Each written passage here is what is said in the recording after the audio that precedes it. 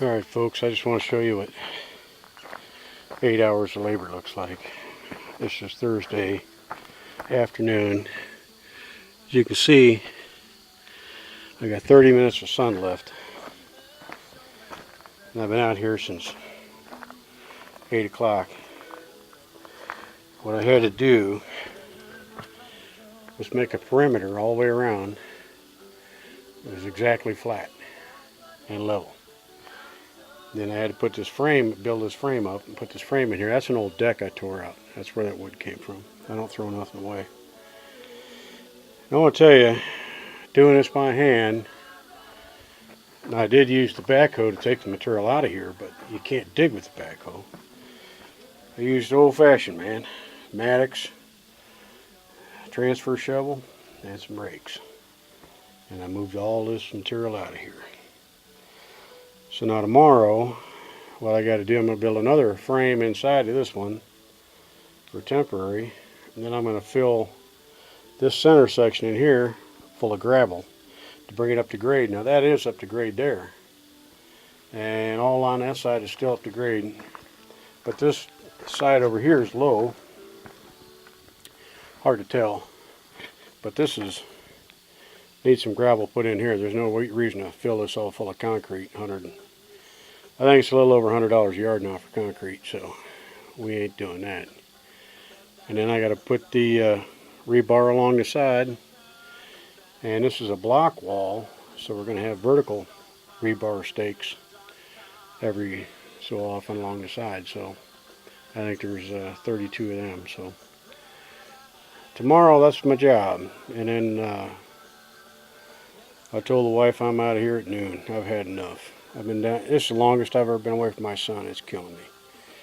So I'm gonna head back to town tomorrow, and at least we can spend the weekend with him, and then come out here. It should be ready to pour. There's a couple other things I got to do. I got to put a floor drain in, and I'm thinking this corner is the most likely to have the water tank in it, since the well casing is that direction.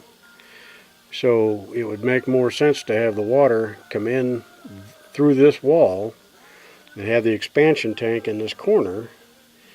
So you might as well have the floor drain in this corner also, in case you have a leak. So that means I got to take that Maddox and dig a trench all the way across here, and I'll end it out here, and I'll just cap it off, and then I'll mark it up here on top so that I can take the trenching hoe. That hoe there is a ripping hoe, or the bucket, that's a ripping bucket, and I'm not digging trenches with that. I have a trenching bucket. I'll swap it off and put a trenching bucket on it, and then I'll trench that to daylight. So yeah, that's it's getting there, man. It's a whole lot of work, man. You figure I'm pushing 60 years old. I haven't worked in the trades in years and years and years. But I got to stake down these forms here. So I got to cut a bunch of rebar and stake the outsides down, so it won't move once you put concrete in it. And then we'll be ready to pour. I don't know how long. I'll find out when I go back to town. How long concrete's got to cure before you can stack block on it, but I don't think it's all that long. A couple days probably. Temperature is still high during the day. I mean, I drank almost 2 gallons of water a day, so the temperature's up pretty high. So anyway, if you're wondering what 8 hours labor looks like, that's it. Later. This is the Ozark Patriot. I'm out.